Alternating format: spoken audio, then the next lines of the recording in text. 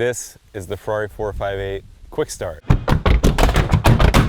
Coming up with the car, we are now keyless entry. I do find this one, sometimes you still have to lock and unlock with the buttons on the car if it's not doing what you predicted it to do. We'll go through the controls. With a 458, they reinvented the kind of way you interface with the car. They put a lot more on the steering wheel, much more like a Formula One car. Before we jump in, not that you should have to get in the engine compartment. If you do, the latch is there. A couple things that are really easy to show you while we're out here. The hood button is there, and you do have a electronic button to open the gas cap. The gas cap will only open when the car is off. So if you're sitting there at a gas station and you haven't fully cut the ignition and you're pushing the button, it's not going on, just push it again to make sure. Let's jump inside. We'll show you how all that works. Okay, so inside the Ferrari 458, I'm going to fire it up just so I can get the wheel back around and show you all these controls in the wheel. But fire it up, foot firmly on the brake, hold down the start button. One thing to bear in mind before we get into all that, Ferraris are particularly sensitive around their batteries, and if the battery drains, it kind of throws everything else off.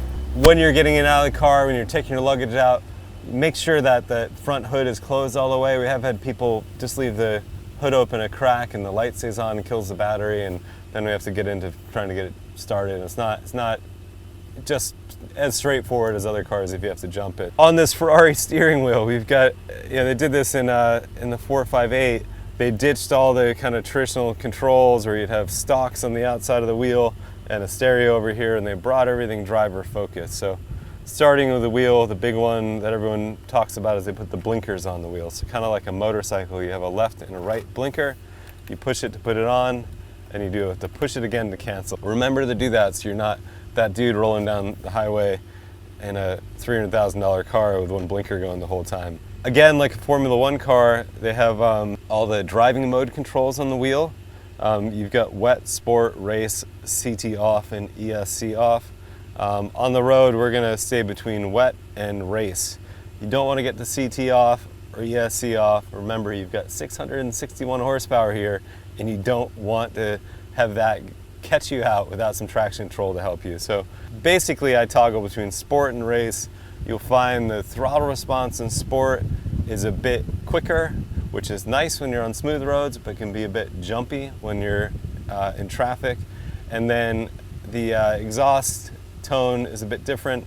It will open up a bit earlier on race. So again, if you're around town in traffic, it might be a bit burdensome because it's kind of coming on and making a bunch of noise. And when I get on the nice roads, I'll put it on race. If you do get in any wet conditions, hopefully avoid that. You should keep this car on nice dry roads, but throw it in wet mode. It will shift early and really get the traction control working for you. Gear selection, once you're started, you're going to start, it's going to say P or N. You pull the right paddle to get into first, and that will get you set up to pull away. Down here, once you're moving, you're going to be defaulted to auto. If you want to flip to manual, you can tap the auto button, and then it will say M on the dash, and you can keep it in the gears you want.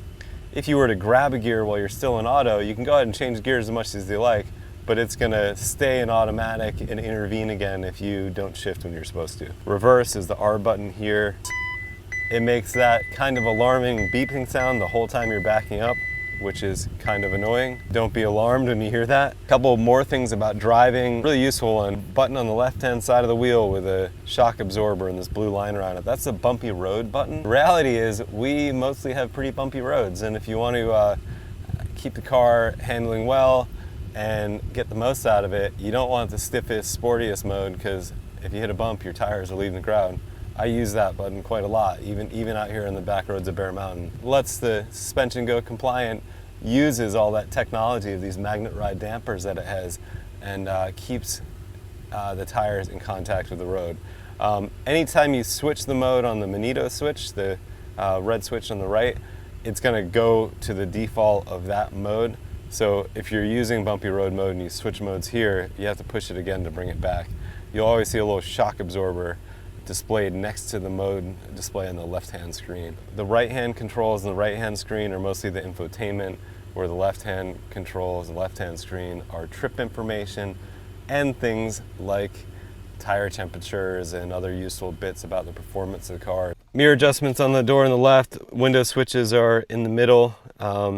These rockers are pretty delicate, so just be mindful. You just have to click it up, click it down. It's a very light click. We have had people just rip these things off and they're trying to put the window up. So that's it. There's quite, it is quite a lot to take in the operation. And if you want to get into really how to see the most, how to drive this car and enjoy it and get the most out of it, flip over to our drive-through video also on the channel. So yeah, that's it.